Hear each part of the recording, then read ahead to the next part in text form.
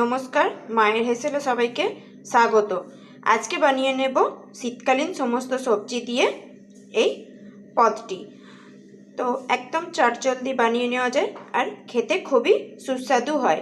এটা পরোটা, নান, রুটি সবের সাথেই খাওয়া যায়। একদম নিরামিষ একটি রেসিপি। তো চলো কিভাবে বানাচ্ছি দেখে নেওয়া যাক। একটা মশলা বানিয়ে নেব। তার জন্য নিয়ে নিয়েছি হাফ করে নেওয়া কাজু কিছুটা, আর নিয়েছি কিছুটা পরিমাণ পোস্ত। এটাকে আগে প্রথমে শুকনো গুঁড়ো করে নেব, তারপর জল দিয়ে পেস্ট বানাবো। তো চলো এটাকে আগে শুকনো গুঁড়ো করে নিই। কাজু আর পোস্ত শুকনোতে গুঁড়িয়ে নিয়েছি। এবার জল দিয়ে একটা মিহি পেস্ট বানিয়ে নেব। তার জন্য অল্প পরিমাণে জল দিয়ে দেব, দিয়ে একটা মিহি পেস্ট করে নেব।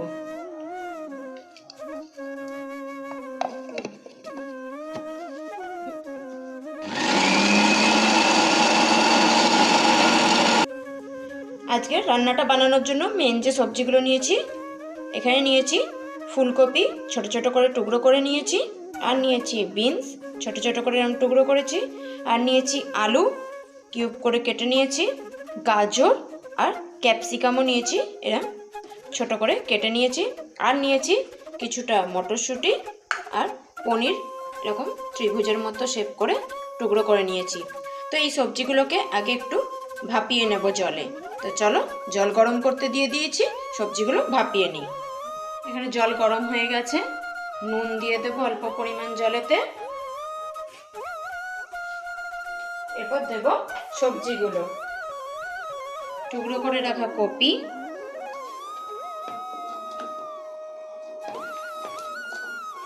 টুকরো করে রাখা বিনস, গাজর,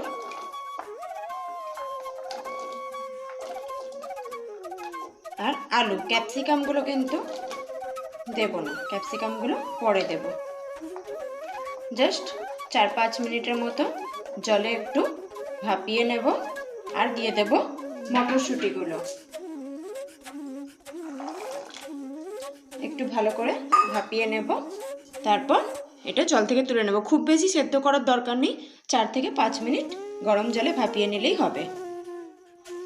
একদম মিহি করে পেস্ট করে নিয়েছি কাজু আর পোস্ত। এবার বাটিতে এটা ঢেলে নেব।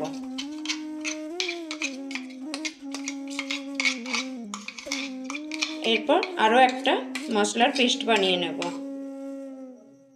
এবার ওই মিক্সির বাটিটার মধ্যে দুটো টমেটো কেটে নিয়েছি, পেস্ট করে নেব। আমার কাছে যেহেতু বাড়িতে আদা বাটা আছে, আমি ওটাই দিয়ে দেব। তোমাদের যদি বাড়িতে আদা বেটে রাখা না থাকে, এর সাথে আদার টুকরো দিয়ে দেবে, আর দেবে কাঁচা লঙ্কা চিড়ে পেস্ট করে নেবে। কাঁচা লঙ্কা, আদা আর টমেটো দিয়ে। আমি কাঁচা লঙ্কা পেস্ট করে দেব না, চিড়ে দেব। তো এর সাথে কাঁচা লঙ্কা আর আদা দিয়ে একসাথে পেস্ট করে নেবে। আমি শুধু টমেটোটা পেস্ট করে নিই। টমেটো বেটে নিয়েছি, বাটিতে ঢেলে নিয়েছি। এবার সবজিটা ততক্ষণ ভাপানো হয়ে গেছে, সবজিটা জল থেকে তুলে নেব। সবজিগুলো ভাপিয়ে নিয়েছি, জল ঝরিয়ে তুলে নিয়েছি প্লেটে। এবার রান্নাটা বসিয়ে নেব। দেখো পুরো কিন্তু সেদ্ধ হয়নি, জাস্ট অল্প ভাপিয়ে নিয়েছি, সব কাঁচা কাঁচাই আছে। এবার রান্নাটা শুরু করে দিই। চলো, কড়াইতে তেল বসিয়ে দিয়েছি। এবার কাজু কিশমিশ কিছুটা ভেজে নেব। হাফ করে নিয়েছি কাজুগুলো, আর কয়েকটা গোটা কিশমিশ নিয়ে নিয়েছি।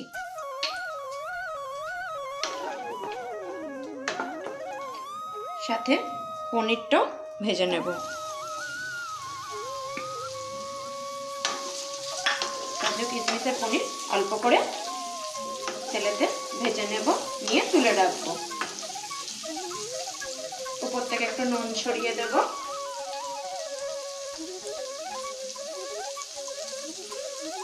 এতে করে পনিরের ভেতর একটু নুনটা ঢুকেও যাবে, খেতেও ভালো লাগবে।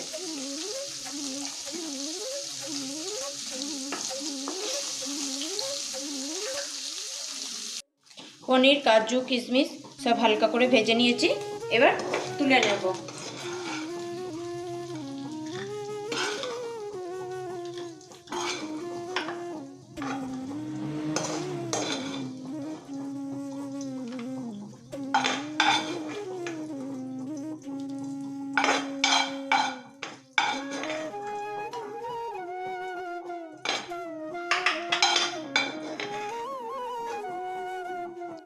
কড়াইতে রান্নার জন্য তেল দিয়ে দেব।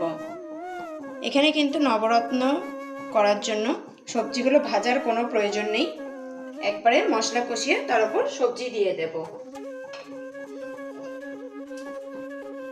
তেল গরম হয়ে গেছে। নবরত্ন মানে হলো 9টা রত্ন, এখানে সেটা এগুলো হলো এক একটা রত্ন। গোটা শুকনো লঙ্কা, তেজপাতা একটু নিয়েছি, দারচিনির টুকরো, ছোট এলাচ 4টে নিয়েছি, লবঙ্গ নিয়েছি 4-5টা, একটা বড় এলাচ, আর নিয়েছি কয়েকটা গোটা গোলমরিচ, অল্প সাজিরে, তোমাদের কাছে যদি সাজিরে না থাকে এমনি জিরেও দিতে পারো, আর নিয়েছি কাশ্মীরি লঙ্কার গুঁড়ো অল্প পরিমাণ। এতে একটা সুন্দর কালারও হবে, কিন্তু খুব বেশি ঝালও হবে না। যেহেতু নবরত্ন খুব বেশি ঝাল হয় না, তাই কাশ্মীরি লঙ্কাটা ব্যবহার করলে অসুবিধা নেই। তো এগুলোকে ফোড়ন হিসাবে দিয়ে দেব। প্রথমে দেব তেজপাতা আর শুকনো লঙ্কা, হালকা নেড়ে চেড়ে নিয়ে তারপর বাকিগুলো দেব।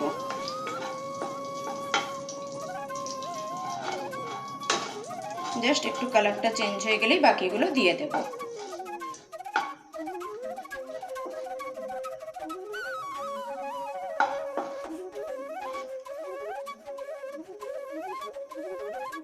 শুকনো লঙ্কা তেজপাতার কালার চেঞ্জ হয়ে গেছে, এবার বাকি মশলাগুলো ফোড়নে দিয়ে দেব। জাস্ট কয়েক সেকেন্ড নাড়াচাড়া করে এরকম দিয়ে দেব টমেটোটা যে বেটে রেখেছিলাম, আদা টমেটোর পেস্টটা দিয়ে দেব।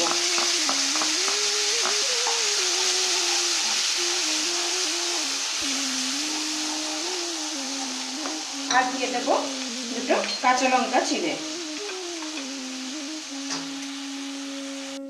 তোমরা যদি এখানে টমেটোর সাথে লঙ্কা বেটে দাও তাহলে ছিঁড়ে দেবার দরকার নেই। আমি যেহেতু বাটা দিইনি তাই দুটো লঙ্কা ছিঁড়ে নিয়ে প্রথম থেকে দিয়ে দেব। ঝালটা তোমরা তোমাদের স্বাদ অনুযায়ী দেবে, যে যেমন ঝাল খাও, তবে এটাতে খুব বেশি ঝাল লাগে না কিন্তু। এবার দিয়ে দেব অল্প নুন। ভালো করে মশলাটা একটু কষে নেব।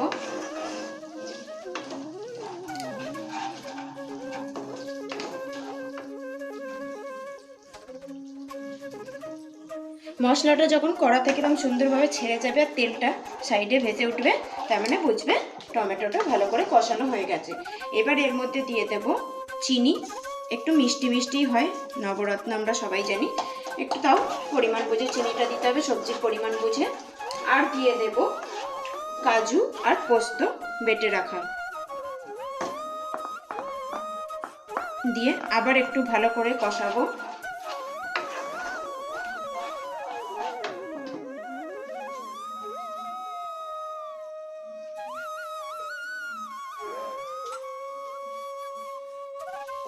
মশলাটা ভালো করে কষানো হয়ে গেছে। বাদাম যেহেতু আছে সমানে কিন্তু নেড়ে চেড়ে কষাতে হবে, নাহলে তলায় বসে যাবে কাজু বাদামটার জন্য। তোমরা চাইলে এটাতে অল্প কাজু আর পোস্তর সাথে চারমগজও দিতে পারো। আজকে আমার কাছে চারমগজ শেষ হয়ে গেছে তাই আমি দিইনি, অল্প পরিমাণ চারমগজও দেওয়া যেতে পারে পেস্টের সময়। এবার এতে দেব অল্প পরিমাণ দুধ। রান্নাটা কিন্তু হবে দুধ দিয়ে, জল দেব না, অল্প পরিমাণ লিকুইড দুধ দিয়ে একটু নেড়ে নেব।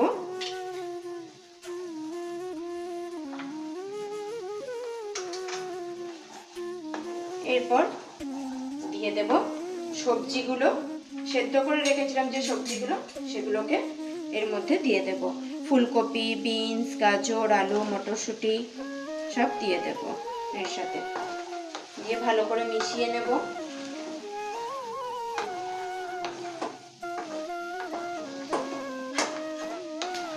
ক্যাপসিকামটাও দিয়ে দেবো এর সাথে।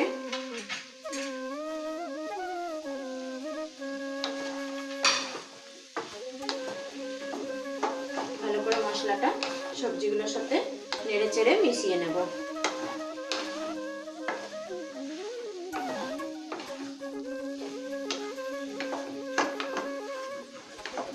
এই রান্নাটা করা খুবই ইজি, নিরামিষ দিনেতে এটা করে খাওয়া যেতেই পারে, যেহেতু এটা পেঁয়াজ রসুন ছাড়া করছি। আর এরমভাবে করে দিলে সবাই সব সবজি চেটে পুটে খেয়ে নেবে। খুব এমন কিছু জিনিস লাগে না, এতে ঘরোয়া জিনিস দিয়েই এটা হয়ে যায়।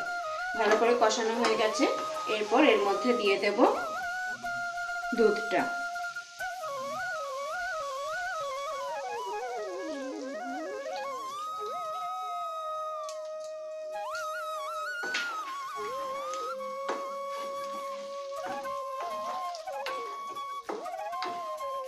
আর দিয়ে দেব পরিমাণ মতো নুন।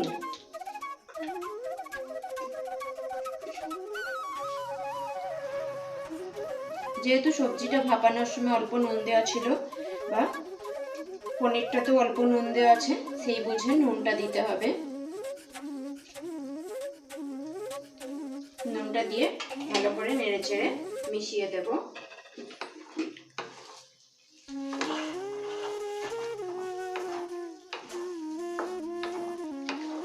এবার ঢাকনা চাপা দিয়ে সবজিগুলোকে সেদ্ধ হতে দেব।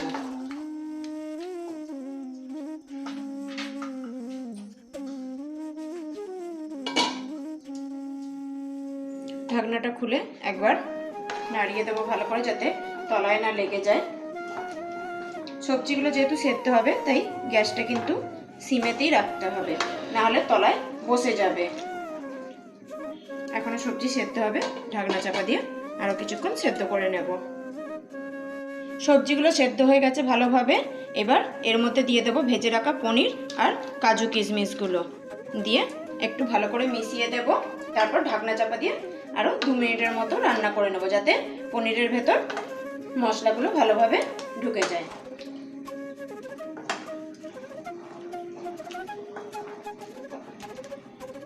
চাপা দিয়ে আরো 2 মিনিটের মতো রেখে দেব। পনিরগুলো দিয়ে ভালো করে মিশিয়ে নিয়েছি। এবার দিয়ে দেব কিছুটা বাটার নিয়েছি, ছোট ছোট টুকরো করে নিয়েছি, দিয়ে দেব। তোমরা এখানে চাইলে ঘিও দিতে পারো, আমি এখানে বাটার দিচ্ছি। বাটারটা দিয়ে ভালো করে মিশিয়ে দেব।